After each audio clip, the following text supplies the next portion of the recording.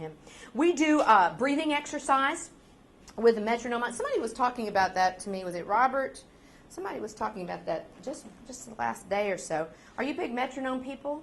Anybody here big metronome? Well, I'm like an all the time metronome person. In fact, I feel kind of weird not having one going right now. Someone always, my choir teacher, Mark Irk, said after Weston was born, I was going to have to take my McAdams metronome home for him because he would never sleep, after he was born without that metronome sound. He was a good sleeper nonetheless. But anyway, we do a breathing exercise. And if everybody go ahead and stand up. Why not? Stand up. I know you're getting sleepy. But I do a thing where I say, ready to breathe with me. And then they sizzle. 1, 2, 3, 4, 5, 6, 7, 8, and stop. So we'll decide we're going to breathe in for 4, sizzle for 8, breathe in for 4, sizzle for 10, for 12, for 14. As far as I can get them, of course, you have the blackbird story, 4 and 20 blackbirds, and they love all the nursery rhymes that go with that. But this way, they can see that the air's coming in, right? And they can see the air that's going out as well. And that'll help, too, when you do your long tone contest on Fridays with the 6th graders for Starburst or something fun like that. So I'll say, ready to breathe with me. Breathe, breathe, and sizzle for 8. Sizzle, 2, 3, 4, 5, 6, 7, 8. Breathe, breathe, sizzle for 8. Sizzle, 2, 3, 4, 5, 6, 7 for 10. It's breathe, breathe, breathe, and sizzle. 1, 2, 3, 4, 5, 6, 7, 8, 9, 10, and stop. So you can see you can do a whole bunch of those really fast, and because they don't know very much yet about the flute, right? We just don't know very much about it. So you have to do some other things that contribute to flute playing and clarinet playing, etc. Have a seat. So that's a little bit of a breathing exercise, and some people use a breathing tube, and I just don't use an apparatus at all. I just do use the hand stuff with them as well. The other thing that I teach right off the bat is foot pat. We talk about show me the rhythm. Okay, sometimes with kids this age, we have to take our shoes off. But it's in August in Texas, and so most of them have flip-flops on anyway.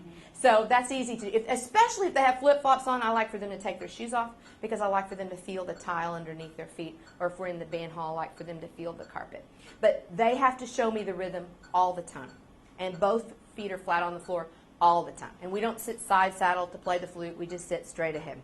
But so we do a foot pat practice, and then I do a little bit of a clapping thing with the metronome going on. So I might clap and they'll clap right back to me.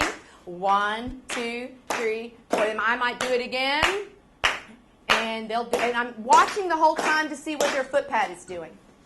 I'm watching to see that they can do both of those things. Sometimes we'll go around the room. We'll start over here with Chuck and then Corey, and they get to make up the rhythms that everybody's patting as well. So everybody's staying involved. And I don't know about you, but I just don't have very many behavior problems in 6th grade class.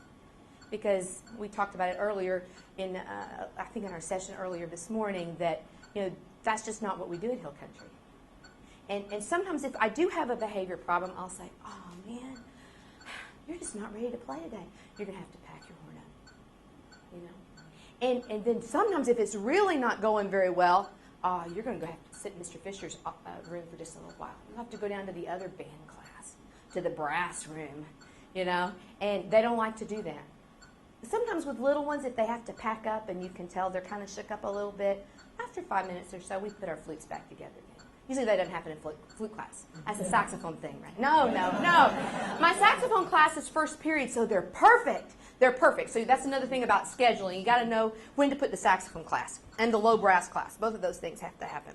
So we do a lot of the clapping. So far, we've done the breathing game, and we've done the foot pat check, and we've done a clapping game. The other thing I like to do is a little lines and spaces chant. So we do E, G, B, D, F, E, G, B, D, F. These are the lines of the treble clef. And then we'll say F, A, C, E, face to you and me. These are the spaces of the treble clef. Those little girls have all those little hand clapping things going on. And the little boys like to do it too because the whole group is doing it. And of course we do the bass clef. We do G, B, D, F, A, G, B, F-A. These are the lines of the bass clef, however low I can sing that day. They think that's fun too, with spaces. All cows eat grass. All cars eat gas. They think that's funny to have two things. So we have several things that are tactile or things that are verbal that we're doing in the classroom to help them get ready to do all the things that I want them to do when they get to the end of the 6 weeks, when I really introduce the book. Now, my elementary people do an exceptional job of teaching these kids, but they see them every third day for 30 minutes, and they see a whole bunch of them at once. So a few years ago, we talked a little bit about what did we think that the elementary kids, the elementary teachers, what did we think that they were doing in the classroom with their little ones, and how was that transferring to what we were doing? And we had the elementary people, we were all together. They got in a little huddle, and the upper level kids, the secondary teachers got in another huddle, and they really thought they were doing a great job of teaching steady beat and note reading. And we wanted them to do a better job of steady beat and note reading. So they didn't really realize what we needed them to do. And I think sometimes we have to communicate with them what we need them to do. Okay? And so some of these things that happen at the beginning of my year are just checks for some kids, and some of them are actually, some of these kids need some help on these things, of course. Bandanas. I was talking to Alfred Watkins the other day. He said he stole my handout off of the TBA website. And he said, so what? I don't understand this bandanas thing. What is this bandanas thing you do? And I said, well, if their instruments all come from the same music dealer, and most of them get the same brand of instrument, when they come in and they start taking their instruments home and getting on the bus and they're in a hurry, they grab the wrong one. So they get to pick a bandana and they tie it on the handle of their case. They can put stickers on the outside of their case if they want to. Anything that can help identify that kid's case. It's just like your luggage at the airport. It's the same thing. So you want them to be able to identify that just a little bit better. I also use it to wipe their hands off of when they're using cork grease and such, and also to shine the outside of the flute. I don't like the silver cloth that comes with the flute at all. In fact, I usually take those away from them, but I like for them to use a bandana instead. Okay, so here we've done all of these things, and so we want to talk about some. See if I want to do how I want to go with this next route. I want to talk a little bit about when I actually teach them to play on the head joint, and of course I'm going to do the flute thing tomorrow. I'm going to do 2 little flute things. I believe it's tomorrow morning. Is that right? I think that's right. Yes. And so when we do the flute thing with them, I'll do a little bit of that right now for you. But I teach tonguing right away.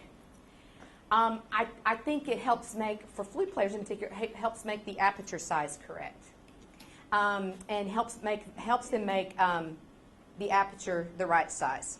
Okay, so more metronome. Sorry. Cool. All right. So maybe if I could get you, if you would like to, you can do one of 2 things. You can either clap it back to me, or you can blow it on your hand, either one. But I'm going to play something, and I want you to either blow it on your hand or clap it back to me. Your choice, whatever you feel. But I like to do this to start with some tonguing things.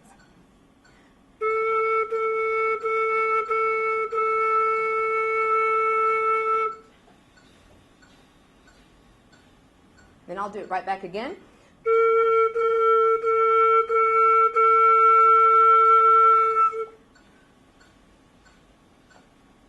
Usually I do at least 3 reps.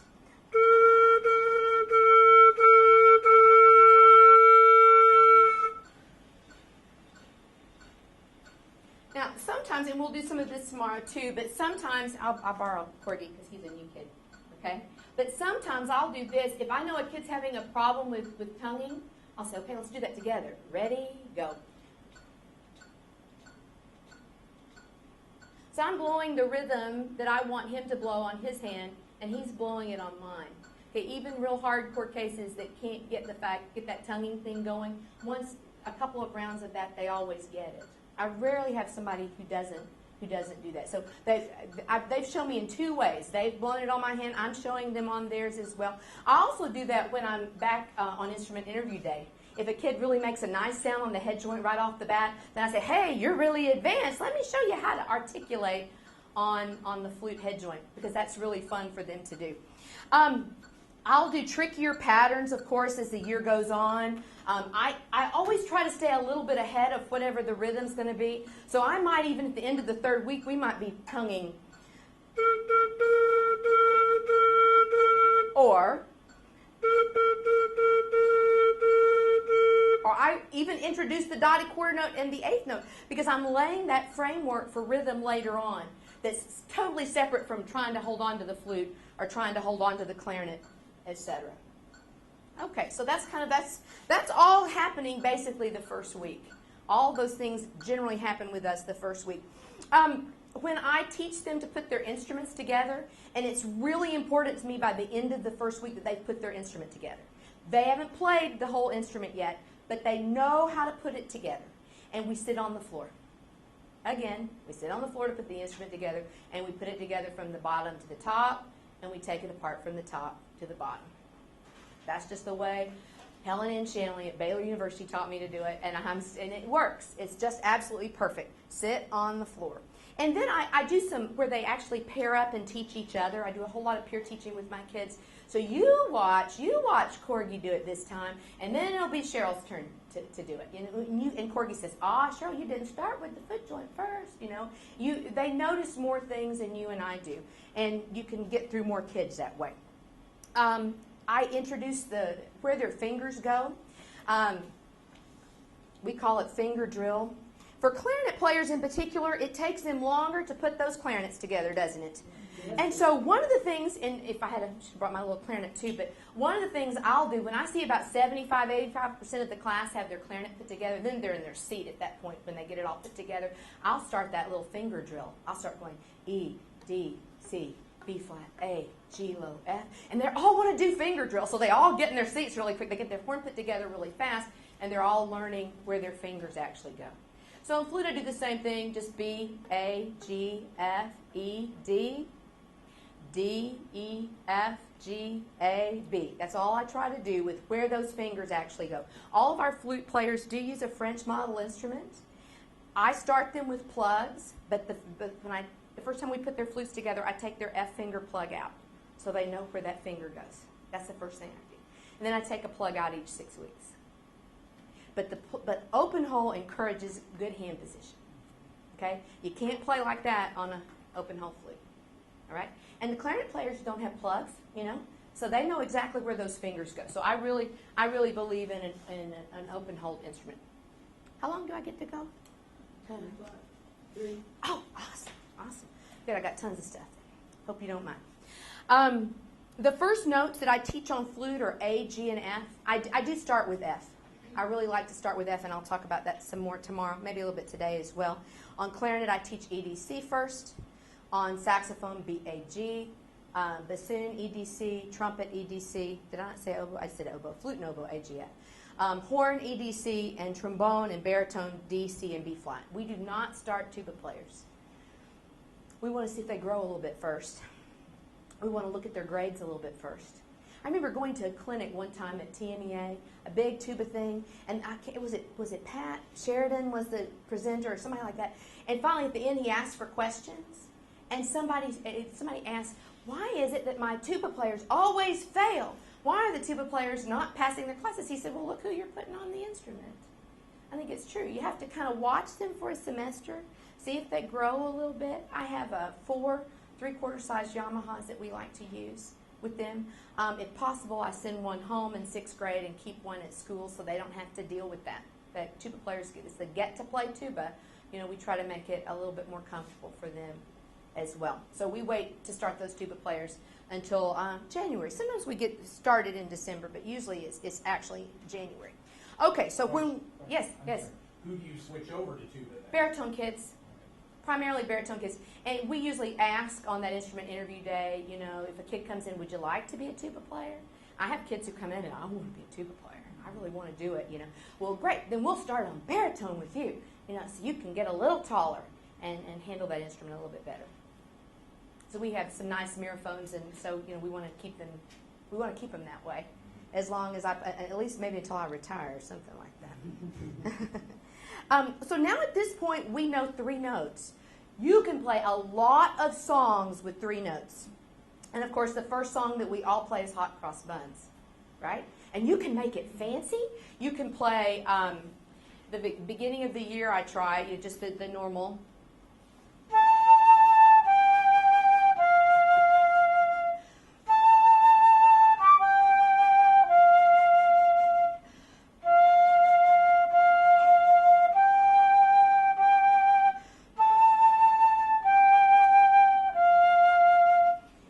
make it fancy and play.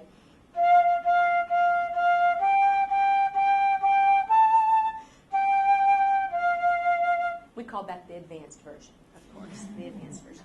So we learn hot cross buns first. I kind of skipped one thing. We were doing some rhythms back and forth where I played and you clapped back to me or sang to me. We do the same thing with notes, where I'll play an F until everybody's played an F, and I'll play an F until everybody's played an F. I'll play an F, Chuck will play an F, I'll play an F, Corgi will play an F, I'll play an F, Susan will play an F. We'll go all the way around the room, and the metronome's going the whole time, and I've heard everybody in my class play at least 3 times every single class period as a beginner. Keep the metronome going. It'll keep you honest. Okay, it really will. I know some people don't believe in that, but I really do, as you can tell. Then we go to Merrily We Roll Along, which is Mary Had a Little Lamb, but without the high note. Yeah? Okay.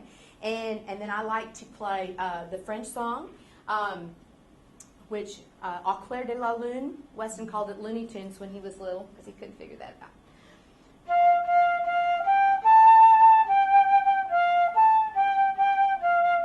So again, a 3-note song, a nice 3-note song.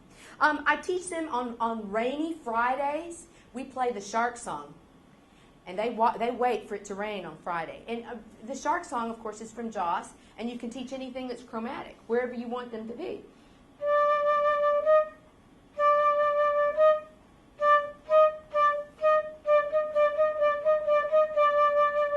So you taught tonguing and rhythm and the shark song all at one time. And they think they know the whole thing, and that's fine. One of the things I like to do on flute, I'm a big 1-in-1 person on B flat. I know there may be people in this room who believe that you should teach some B flat from the very beginning, but I just don't do that. I want balance. I want more fingers down. Plus, F's partner note is B flat. And the song that works with that,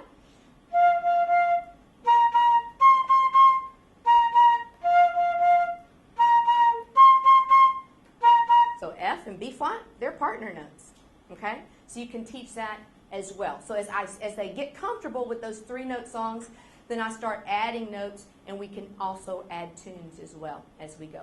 By the time they take their instruments home, they know about 6 tunes by rote and probably 2 5-note scales. So they'll know their F 5-note scale and their B flat 5-note scale.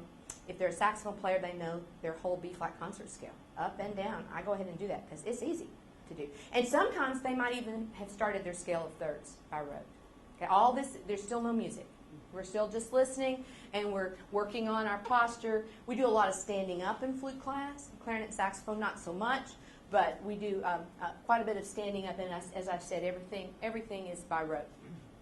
Any questions on that so far? Yes, ma'am. Just a quick question. I'm trying to think through. I don't have separate classes Right. for each instrument. Mm-hmm. Have you taught combined classes? I'm trying to think through how well that all of this would work. Teaching by rote. I think that you just have to, on occasion, you're going to have to, I have done it, because we just did it this last year for the first time in a number of years. So it's very much fresh on my mind. They don't all have to be playing the same note to be doing the same thing. Does that make sense? Yeah. Okay, if you're teaching 4 quarter notes and a whole note, just find some notes that are pleasant together, and teach them that, and then they can all still be involved with that. And if you're playing flute that day or you're playing clarinet that day, you still play and they still play back to you. It doesn't matter, You can transpose if you want, but if you're new and young and a little bit, jittery about it, then just pick some notes that sound good together. I teach my flute, oboe, bassoon class all together. The flutes and oboes are playing the same pitch. The bassoons are playing in fifths with them. That's okay. I'm kind of used to that now. It doesn't bother. In fact, it helps me hear them better at this point. Do you have a question? How big is each one of your classes? My saxophone class is capped at 9. My clarinet class can run anywhere between 15 and 20. I've had 34 a couple of times. My flute, oboe, bassoon class that's the most challenging one, of course, will be anywhere between 12 and 25. Yeah. So, enough to deal with, enough instruments to deal with for sure. Yes? When you're doing that trading F back and forth between you, when do you give them, if you're on the metronome, do you give them feedback immediately if you need to fix something? Or It depends. Sometimes I'll just nod at them, or I'll give them a thumbs up. You know, if we're playing A's or B flats or whatever, you know, an instrument I know that I can just do one-handed, I'll give them a thumbs up, or I'll come over and I'll, you know, push the head down just a little bit, or I'll move a finger or something with my free hand. I try, if I'm not playing and they're playing after me, if we're not doing call and response, I do a little bit of, which is in just a moment, of metronome speak. So I might say, okay, so the class plays the F, okay, or Corgi plays his F. I'm picking on you. It's fun. You like that? Okay, you don't mind? Okay, awesome. So Corgi plays his F, and I might say, great job, more air next time, and then I'll go to the next kid. But I try to say everything I say in 4 counts, because then they're gone. And my assistant and I do a lot of metronome speak. And one of the first things we ask our student teachers to do is make a list of 20 things you can say in 4 counts or less. And people come to UT Band Camp to see Chuck and I do metronome speak, you know, because it's just both feet on the floor. Harder faces make it happen. I like the way you play today. Whatever, you can say all kinds of things in 4 counts that you've reinforced what they've done, or you've steered them a different direction. And trust me, they only listen for about 4 counts. So that's about all you need to. That's about all you need to do on that.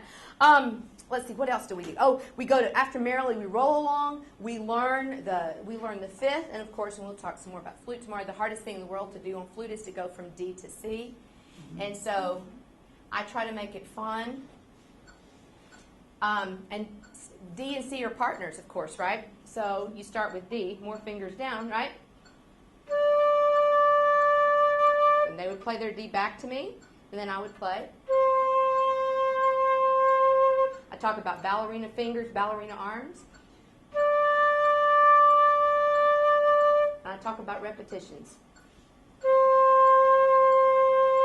And we might do maybe half a dozen of those, but remember with your flute players that their sides the muscles in their side have to build up a little bit. So you have to not overextend them, not make them too tired so they develop some bad habits in that regard. More on partner notes tomorrow.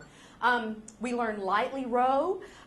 We learn the Louie Louie bass line. We talked about that. The shark song. Oats, Peas, Beans was a favorite of mine. It's from the Silver Burdette book. When I was a beginner, I played out of the Silver Burdette book. Anybody know that book? It's really fat. It's got some really hard stuff in it. But Oats, Peas, Beans is fun, and I introduce, again, 5-note scales.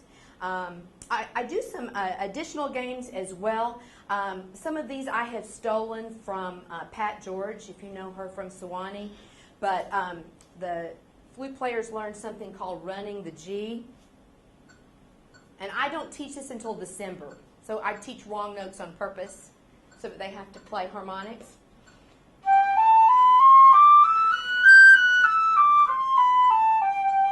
So we're playing the wrong fingering for high D, E, F sharp, and G, making the aperture the right size. So I teach them to do that. That's one of the games we play in flute class. We also learn to play taps on low C. Has anybody done that before? Does anybody know about that? No tappers in here? But the low C, when it has lots of partials, just like a trumpet does.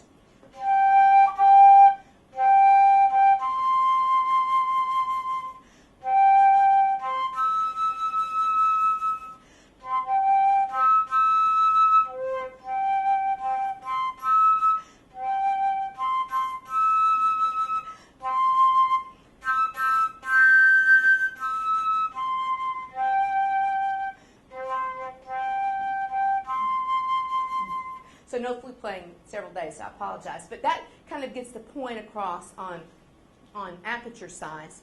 And it's a trick. It's a party trick. Okay? And they'll practice doing that at home, and it makes them a better player as a result.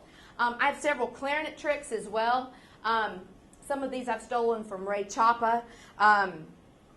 We do something called the doodlette, which actually starts on B flat on the clarinet, B flat C, C sharp C, B flat C, C sharp C, B flat C, C sharp C, B flat, and then they add the register key and they get F, G, G sharp G, F, G, G sharp G, and then they pick up the first finger and they get D, E, F, E, D, E, F, and we're doing that at the end of October. At the end of October in clarinet class, they know what the third octave sounds like. Not pretty, but they know what it sounds like, and they're not afraid of it when we get to it in the second semester. The other thing I like to do with that is I start on a Mitchell-Lurie 3 in the first 6 weeks. They go to a Mitchell-Lurie 3.5. The second 6 weeks, a Mitchell-Lurie 4. The third 6 weeks, and once we get to the fourth 6 weeks, we use Van Doren 3s forever in middle school. And that gets them used, and their parents used to the fact that we've got to buy new reeds. You know, I do a reed check. I pull their reed guard every single week. Once a week on Tuesdays, I pull their reed guards, and they get a reed check grade as well. But once we get to Mitchell-Lurie 4s, I can usually start their doodletting. They can do the first 2 before I get to the third 6 weeks. But then once I want to do the third octave, then I want them on a Mitchell-Lurie 4. Okay, so they're pulling that chin down just exactly right. And there's a doodlet and some other games. I check a mouthpiece combo every day with the tuner for F sharp. The mouthpiece combo, their mouthpiece and their barrel should sound an F sharp. And if they're a little sharp, so be it. And initially, I play and they play. You know, I go around the room, and then when I start doing chair test or I have somebody who sounds better than me, I let that person be the demonstrator. And that helps a whole lot. We talked about all students will be able to play 4 to 6 melodies by rote before taking the instrument home for the first time. You have in your handout, in your notebook, you have a first night procedures page. Am I right? Okay. So I do, and I've got some more of these. I just sent you one of these. But this is actually what they do. I send this home with them the very first night they get to take their instruments home. And you'll notice on one side, where'd all that go? On one side, did everybody find theirs? Here we go, okay. You'll notice that on one side it's going to talk about the things that they need to do and don't do. You know, like don't take your instrument out in the car or on the bus. All the don'ts and all the do's. Do let your mom and dad try the instrument. Do teach your mom or dad how to make a sound on the head joint. Usually I'll ask them the next day, so how did your mom do? Oh, man, she's terrible. Or, oh, man, she's a flute player. She learned it really quick. She was really great. So this is a way, too, to let the parents have some input and actually start helping the kids. I've done a lot of homework. A lot of times I've done like 6th grade math homework. I didn't really understand what I was doing, but I was sitting there being supportive. And with this checklist here, and you can change this checklist however you want it to be, you know, however advanced you want it to be. What do you want the parents to know to look for? Yeah, some of them will just sign off on it and circle yes for everything, but at least they're going to have to think about it. At least they're going to have to think, oh, he's supposed to be using the metronome. Oh, he's supposed to be setting it at a different tempo. Oh, he's supposed to be able to play hot cross buns. Oh, he's supposed to be able to hold a note for 4 counts. All of a sudden, even the non-musician can work with you in that regard. I like these little sheets too, and they like having something that's all written out, you know, so they know exactly what to do.